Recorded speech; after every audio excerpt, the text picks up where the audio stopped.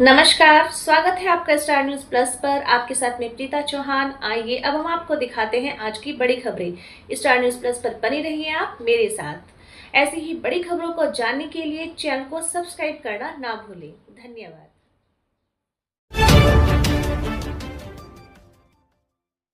पहलगाम में 26 भारतीय नागरिकों की जान आतंकियों ने ली। इसके बाद से ही भारत में लोगों के अंदर गुस्सा दिख रहा है। सभी सियासी दलों ने इस मामले में मोदी सरकार के हर फैसले का समर्थन देने का ऐलान किया है, तो पीएम मोदी ने भी जवाबी कार्रवाई का ऐलान कर दिया है। आज भी दिन भर पाकिस्तान के खिलाफ रणनीति बनाने की तैयारियों को लेकर बैठकें हुई। सुबह पीएम मोदी से मिलने के लिए रक्षा मंत्री राजनाथ सिंह पहुंचे। करीब 40 मिनट तक चली इस बैठक में उन्होंने सीडीएस के साथ हुई मुलाकात की भी पूरी जानकारी पीएम मोदी को दी। तो शाम को रक्षा मामलों की समिति की बैठक हुई।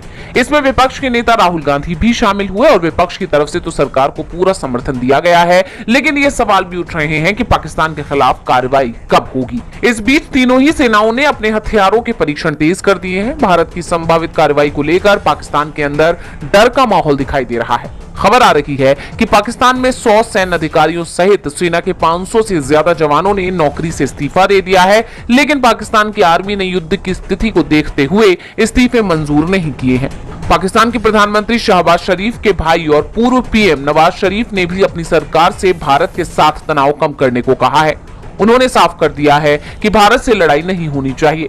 संकट की इस घड़ी में तुर्की और चीन की तरफ से पाकिस्तान को जरूर मदद दी जा रही है। चीन ने PL-15 मिसाइलें पाकिस्तान भेजी तो तुर्की से 6 C-130 कार्गो लड़ाकू विमान इस्लामाबाद और कराची पहुंचे।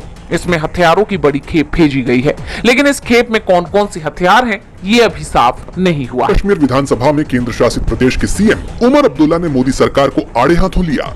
उन्होंने कहा कि इस हमले में पूरा देश चपेट में आ गया। बता दें कि जम्मू कश्मीर सरकार की अपील पर उपराज्यपाल मनोज सिन्हा ने पहलगाम में 22 अप्रैल को हुए आतंकवादी हमले के बाद पैदा हुए हालात पर चर्चा के लिए विधानसभा का 1 दिवसीय विशेष सत्र बुलाया था। विधानसभा सत्र की शुरुआत पहलगाम आतंकी हमले में जान गंवाने वाले लोगों के प्रति श्रद्धांजलि देकर हुई। इस दौरान सीएम अब्दुल्ला की आंखें नम दिखाई दी। उन्होंने कहा कि इस हमले में किसी ने अपना पिता खोया, किसी ने बेटा तो किसी ने भाई। मैंने सैलानियों को यहाँ आने की दावत दी थी। पीड़ित परिवारों के प्रति मेरी संवेदना है। इस बीच उन्होंने केंद्र सरकार पर भी निशाना साधा। उन्होंने कहा कि सुरक्षा की जिम्मेदारी हमारी नहीं, केंद्र सरकार की थी। मैं सैलानियों से माफी मांगता हूँ। माफी मांगने के लिए हमारे पास अल्फाज नहीं है। उनको सुरक्षित भेजना हमारी जिम्मेदारी थी। उन बच्चों और पत्नियों को सांत्वना नहीं दे पाया। इस हमले ने हमें अंदर से खोखला कर दिया है। 26 साल में पहली बार मैंने लोगों को बाहर आते देखा। शायद ही कोई शहर, कोई गांव इसके विरोध में बाहर ना आया हो। कोई कश्मीरी इसके साथ नहीं है। कश्मीरी हमले नहीं चाहते हैं। हम बंदूक के जरिए मिलिटेंसी को खत्म नहीं कर सकते हैं, लेकिन कम जरूर कर सकते हैं। इसके साथ ही सीएम उमर अब्दुल्ला ने कहा कि कश्मीर की मस्जिदों में आतंकवाद के खिलाफ मौन रखा गया। ये कश्मीर में आतंक के खात्मे की शुरुआत है। यानी सीएम अब्दुल्ला ने विधानसभा में खुलकर अपनी बात रखते हुए मोदी सरकार को कटघरे में खड़ा कर दिया है। वहीं विधानसभा ने पहलगाम में पिछले आतंकवादी हमले पर दुख और पीड़ा व्यक्त करते हुए एक प्रस्ताव पेश किया और सांप्रदायिक सद्भाव को बिगाड़ने और प्रगति में बाधा डालने के नापाक इरादों को हराने के लिए दृढ़ता से लड़ने का संकल्प लिया। संविधान के मुद्दे पर बीजेपी पहले से ही घिरी हुई है और अब पार्टी नेताओं के बयानों ने विपक्ष को और भी मौके दे दिए हैं सत्ता पक्ष पर हमला बोलने के। कांग्रेस अध्यक्ष मल्लिकार्जुन खड़गे ने केंद्रीय मंत्रियों के बयानों को लेकर मोदी सरकार को ही कटघरे में खड़ा कर दिया है। उन्होंने केंद्रीय मंत्री पीयूष गोयल के बयान को लेकर कहा, पीयूष गोयल ने कहा अरे 140 करोड़ जनता को वो चैलेंज कर रहे हैं कि तुम्हारे पास देशभक्ति की कमी है। देशभक्ति की कमी हमारे पास है तो क्या इंदिरा जी अपनी जान देती थी?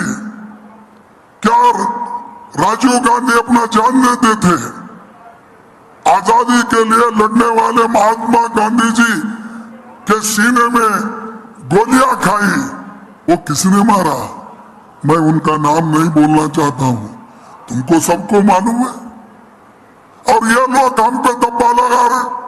पीयूष गोयल ने पहलगाम हमले को लेकर कहा था कि जब तक देश की 140 करोड़ जनता में देशभक्ति नहीं जाग जाती तब तक ये हमले होते रहेंगे और अब इस पर विपक्ष हमलावर है।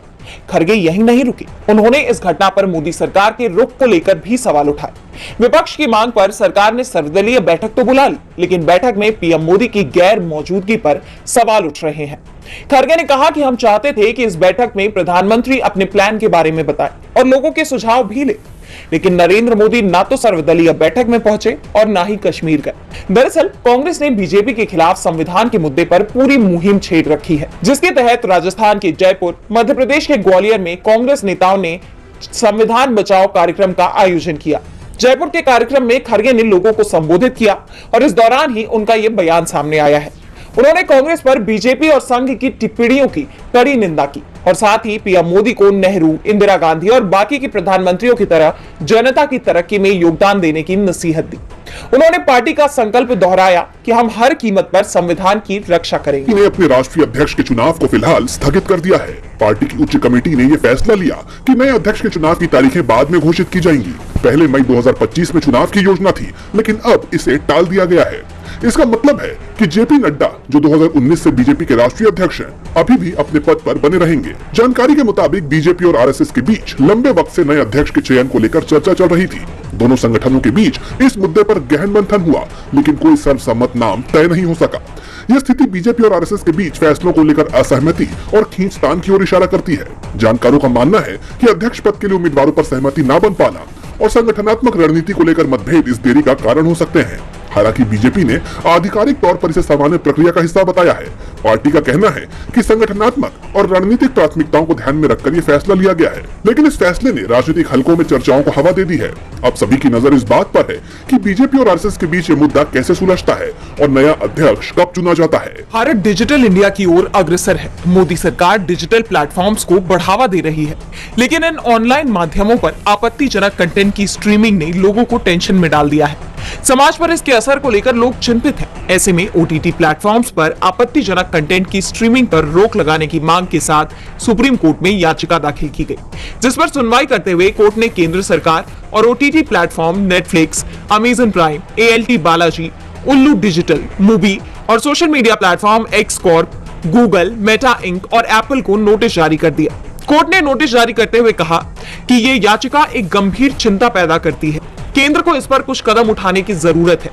वैसे तो ये मामला कार्यपालिका या विधायिका के अधिकार क्षेत्र में आता है और हम पर आरोप है कि हम कार्यपालिका के अधिकार क्षेत्र में दखल देते हैं, फिर भी हम नोटिस जारी कर रहे हैं। हालांकि केंद्र की तरफ से पेश सॉलिसिटर जनरल तुषार मेहता ने कोर्ट को बताया कि ओटीटी और सोशल मीडिया प्लेटफॉर्म्स पर कंटेंट को लेकर कुछ रेगुलेशन पहले से मौजूद है। सरकार और नए नियम लागू करने पर विचार भी कर रही है। इस दौरान कोर्ट ने ऑनलाइन प्लेटफॉर्म्स के प्रतिनिधियों की गैर मौजूदगी पर भी नाराजगी जताई।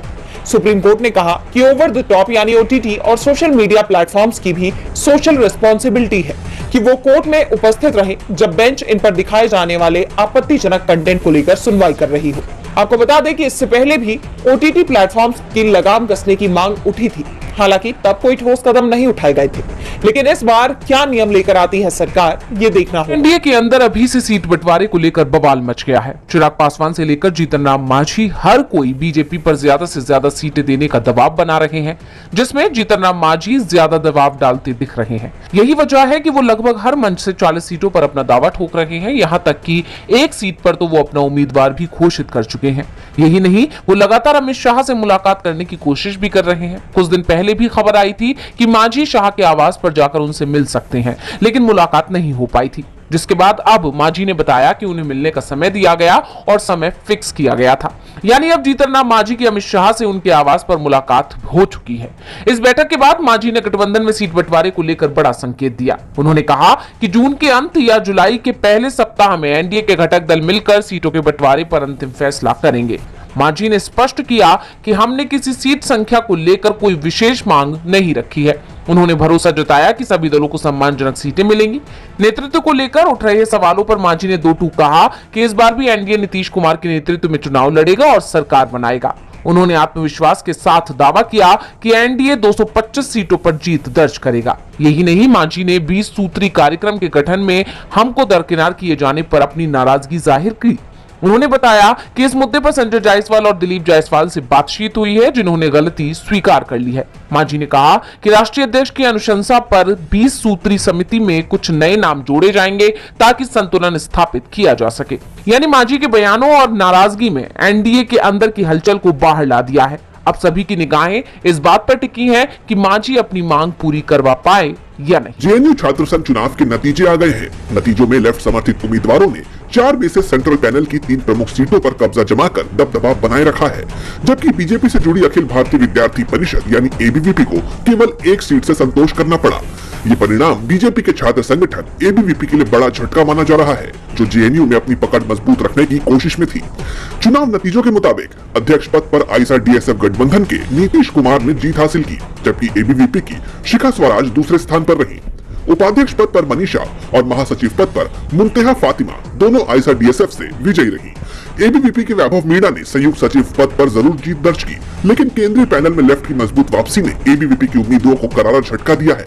अगर संगठनवार नतीजों की बात करें तो अध्यक्ष पद पर नीतीश कुमार, उपाध्यक्ष पद पर मनीषा, महासचिव पद पर मुंतेहा फातिमा और संयुक्त सचिव पद पर वैभव मीणा है। हालांकि एबीवीपी ने 42 काउंसलर सीटों में से 24 पर जीत हासिल की, जिसमें स्कूल ऑफ इंजीनियरिंग की सभी 4 सीटें और school of Sanskrit and Indian studies की 3 सीटें शामिल हैं। फिर भी केंद्रीय पैनल में केवल 1 सीट जीतने से बीजेपी की छात्र संगठन की महत्वाकांक्षा को बड़ा झटका लगा है। एबीवीपी ने अपनी जीत को लाल दुर्ग में भगवा लहराने का दावा किया, लेकिन लेफ्ट गठबंधन ने केंद्रीय पैनल पर मजबूत पकड़ बनाए रखी, जो जेएनयू में उनकी वैचारिक ताकत को दर्शाता है।